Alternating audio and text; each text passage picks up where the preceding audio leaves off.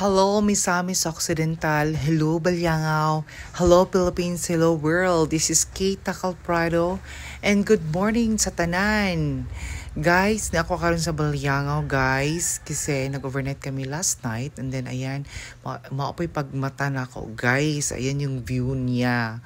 Sobrang ganda. And then, ayan ang makikita mo pag morning diri sa Pangpang Hideout here in Balyangaw. Yan, sobrang ganda. At saka in fairness sobrang linis yung nila tubig, and then hindi talaga siya madumi, promise guys. Malinis yung area, and then naka-segregate lahat ng mga basura. Sobrang ganda dyan guys. And of course, uminom ako ng soft drinks dyan ng Coke Zero. Kasi nga, gusto ko na talagang uminom. Uhaw na talaga ako dyan. And then, this morning, umeksena ang lola mo. Hindi pa ako nagprepare ng food dyan. Gusto ko pang umeksena. Ayan, guys. Nakita niyo naman, pa-cute yung lola mo kaso walang tao. Kami lang talaga, guys. Ayan. Nagluto pa ako ng patty for breakfast and nag-prepare po ako kasi ako po yung prepared ng food para sa mga friend ko. Ayan. Ang sarap pala pagkasama pang tunay ng kaibigan, tunay na friendship mo, nakasama mo talaga kasi hindi ka nahiya, hindi ka nagda-doubt kung ano yung pwede mong gawin kasi alam mo walang siraan portion ang mangyayari.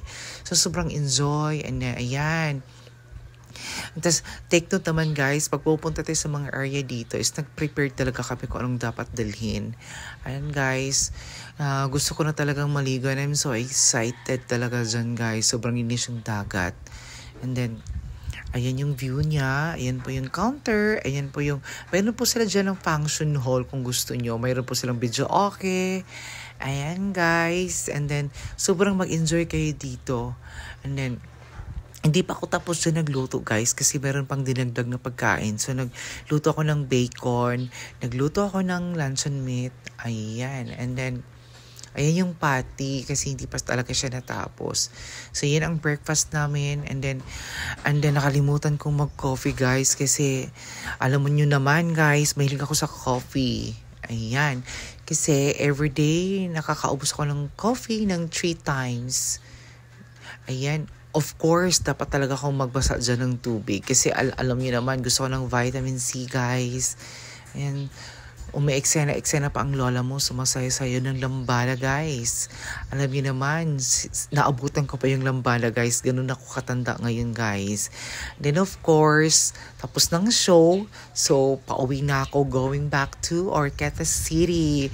So, anong bit-bit ko dyan? Tent, camping chairs. Complete ako dyan kasi kailangan ko na ding, of course, sasakyan. Kailangan talaga pag once nagka-camping kayo guys, kailangan nyo talaga ng sasakyan guys.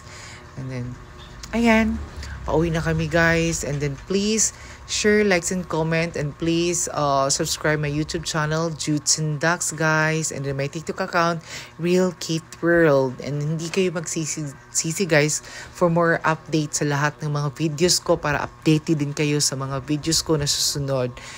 Okay guys, bye-bye. Thank you so much.